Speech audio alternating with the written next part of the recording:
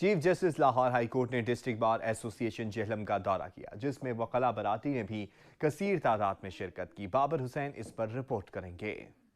Chief justice Lahore high court Muhammad Amir Bhatti کا district بار ایسوسی ایشن جہلم کا دورہ۔ اس موقع پر لاہور ہائی کورٹ کے justice Waheed Khan, justice Chaudhry Abdulaziz, deputy commissioner Jhelum Nauman Hafeez اور D P O Jhelum Tahir ur Rehman سمیت وکلاء برادری کی بڑی تعداد بھی موجود تھی۔ چیف جسٹس نے جہلم ڈسٹرکٹ بار کی نئی بننے والی بلڈنگ کا باقاعدہ افتتاح کیا اور ڈسٹرکٹ اینڈ سیشن کورٹ کے احاطہ میں شجر کاری مہم کے تحت پودا بھی لگایا۔ کوشش میں ہوں کہ میں وکلاء کی ویلفیئر کے لیے جو بھی مجھے اللہ تعالیٰ نے توفیق دی ہے ودن فور کارنرز رہتے ہوئے میں اپنی ایفرٹس میں ہمیشہ لگا رہتا ہوں تاکہ میں آپ کو میکسیمم وہ سٹینڈرڈ سٹیٹس پہنچا سکوں۔ آخر میں انہوں نے کہا کہ ہم سب کو مل کر انصاف کی فراہمی کے لیے اپنا کردار ادا کرنا چاہیے۔ سائلین کو قانون کے مطابق ریلیف دینا ہماری اولین ترجیح ہے۔ قانون کی خلاف ورزی کرنے کسی کو اجازت نہیں دی جائے گی۔ کیمرہ مین حسنین علی کے ساتھ بابر حسین، بیورو چیف سچ نیوز، جہلم۔